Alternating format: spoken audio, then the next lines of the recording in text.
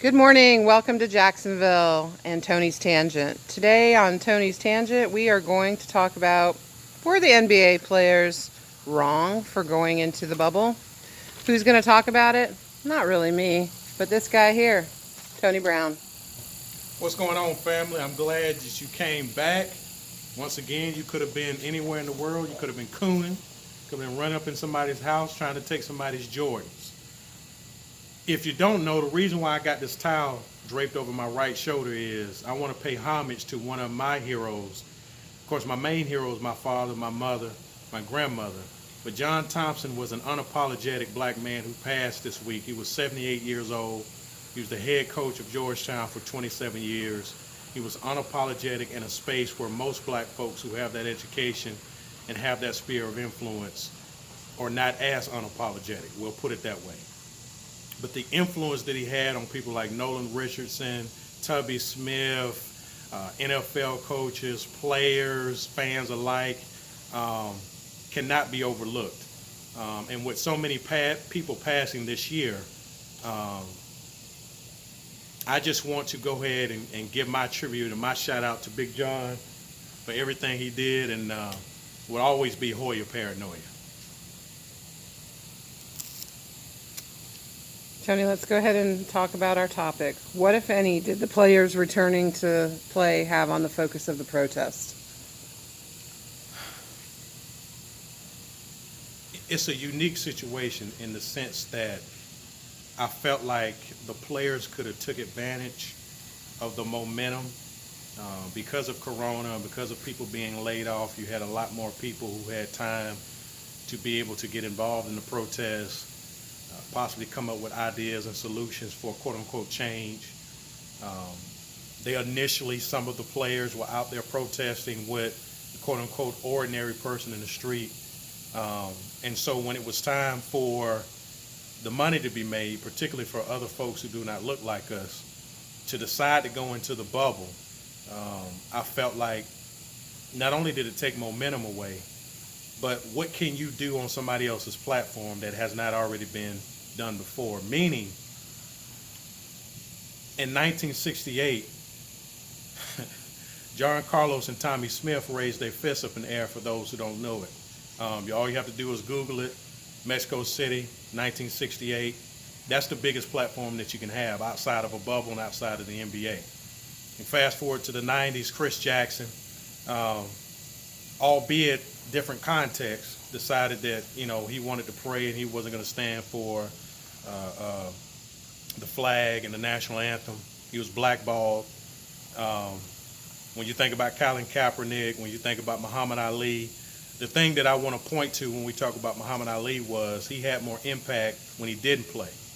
And I think I've talked about an economic boycott, but the ripple effects of not going into the bubble and putting that type of economic pressure on folks would have spoke volumes.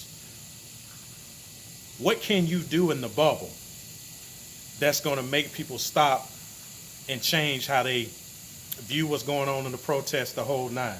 We got to understand that you have to talk in the language that people are talking to you. The majority of the people that we have an issue with, they only talk in two languages. That's violence and that's money. And so if you cripple their money, and if you're for the people, you're going to have to be a part of the other 40 million people. I feel like sometimes you guys, you try to straddle the fence. Now, if you want to go out there and say, hey, look, I want to play, and you want to coon like Deion Sanders and Michael Jordan, so forth and so on, I have no problem with that. But now, if you want to operate in a space and you want to talk about change, liberation is change on steroids. It is completely changing the economic system and redistributing resources to the people that need them. And if we're talking about real change, that would have been real change, and you not going into that bubble and saying, we're going to stand with our folks. Is a championship more important than liberation of people? No. Is you getting paid more money more important than the liberation of our people? No. And I know what some people are saying, well, you got to go to work too. But here's the difference. I don't get paid $50 million for a shoe contract. Not only that, I can get replaced. How many Greek freaks do you know that's running out here in the street? How many LeBron James that you know that's running out here in the street? No, you had leverage and you chose not to use it.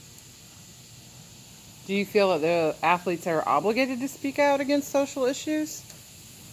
I do. I feel like, with great power comes great responsibility. I felt like, if you're Paul Robeson, Muhammad Ali, Jackie Robinson, Kurt Flood, uh, Flo Jo, Wilma Rudolph, Arthur Ashe, they didn't have to do anything, but they did it hoping that the players coming behind them would not only take up the mantle, but push it even further. So you operate in that space when it's convenient, but when it's not convenient, then it's all about you getting paid and you got to take care of your family. Let me say this, though, in defense of the athlete. Sometimes I think they feel as if they can't win for losing. No, you don't have the training. No, you don't necessarily have the acumen, and many of you are not articulate enough to talk about black issues specifically. However, you do have a large group of people that you can influence. And so because you have that power, I would make the argument LeBron James has more influential power than Nancy Pelosi. So in that, I believe you should be able to do it. The problem with the athletes, though, really no fault of their own. They don't have a Malcolm X like Muhammad Ali did. They don't have a Martin Luther King like Harry Belafonte and Dick Gregory did. Someone who was not only going hard in the paint for black issues, but somebody, man, who has the training and, more importantly, can navigate those tough waters when we get into these tough conversations.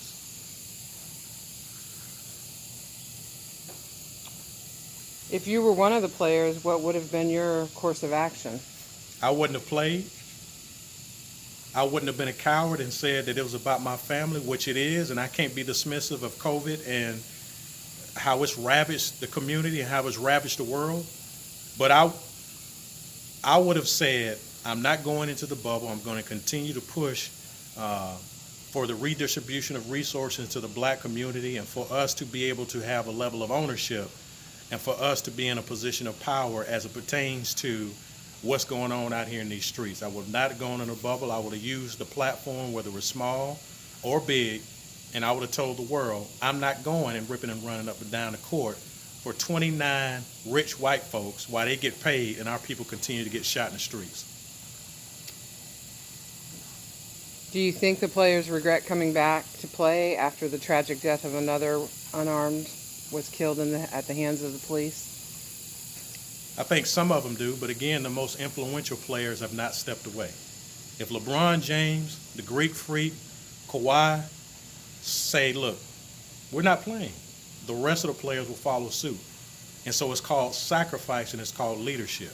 So even though there is some division and everybody has bought into playing, for me personally, it is the best players that have the most influence. Give you an example.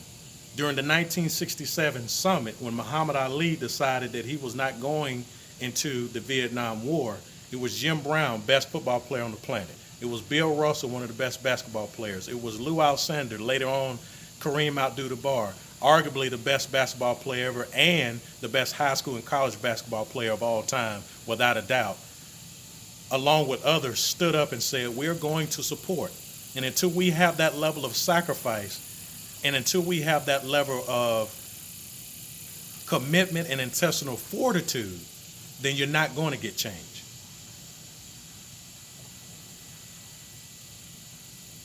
What message do you think would have been sent if these players decided to truly be part of the 40 million plus black folks? I think if they would have shown consistency, you would have had other sports and other individuals that would follow suit. Just like when they did the little one-day boycott, we saw that pour over into other sports. I think it would have had such a ripple effect that they would have had to come to the table.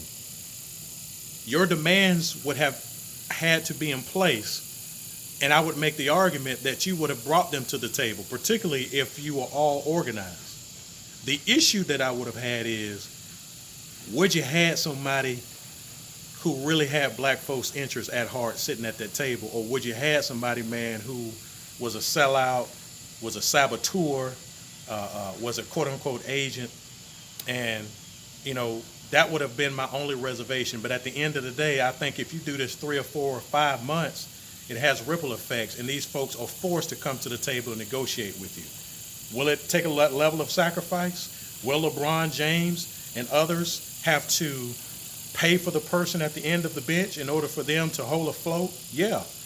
But it also it doesn't necessarily have to be that way. You don't have to have a $100,000 car. You don't have to live in a house that has 15 rooms to hold 9. Think about the black folks that's out here being evicted. Think about the black folks that's out here catching hell. Think about the black folks out here, man, who's dying. So when you talk about you got to put food on the table, remove yourself one time and think about the rest of the black folks when you decide to operate in that space when you want to talk about change. Do you have any closing words on this topic or any reference materials you want to share with us today? Yeah, I just want for all of the young folks, man, who really want an example of what an athlete looks like, who sacrifices for their people. I want you to Google Paul Robeson. I want you to Google Muhammad Ali.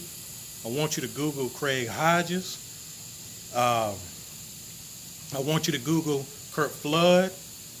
I want you to Google Jim Brown. I want you to Google Bill Russell.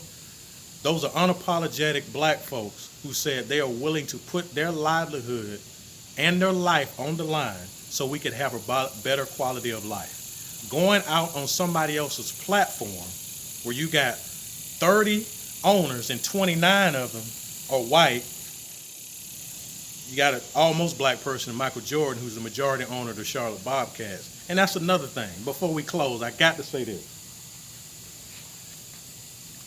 Last week, they brought in the quote-unquote big guns to make sure that the black folks went back out there and ripped and run up and down the court. We're talking about Michael Jordan. We're talking about Obama. Black folks, what do they have on their resume that would let you know that they got the best interests of the masses of black folks in mind? We got to stop giving these people a pass. And at the end of the day, I'm just going to say this. We don't need Obama. We don't need Michael Jordan. We don't need Oprah Winfrey. And we don't need any of these other quote-unquote black folks who are influential coming down here and telling us that we don't need to ride when it's necessary. If they wanted to be a part of what was going on, Michael Jordan could have told the other 29, this is what we require, so forth and so on. It took them boycotting for him to say something. Where you been 50-something years, bro? Now all of a sudden now you got something to say? Black folks, y'all need to stop doing that. Stop giving him a pass. Obama stopped giving him a pass. What did he do for you? If I would have been on any of those calls and I would have been in the bubble, I would have said, you can take your beige boot and you can get up out of here. So in closing, what we have to understand is either it's all for one or one for all. Our people do a terrible job of elevating people who are serial sellouts and don't have our best interests in mind. And we do an even piss poor job of supporting the people at the grassroots level that's out here dying in the street. So for those who want to organize and for those who feel the same way I do, please get at me. My email address is tb7787@yahoo.com. Please check me out on the YouTube page. Of course, check us out on the Facebook page. And I look forward to talking with you and building with you. And until the next time, stay black.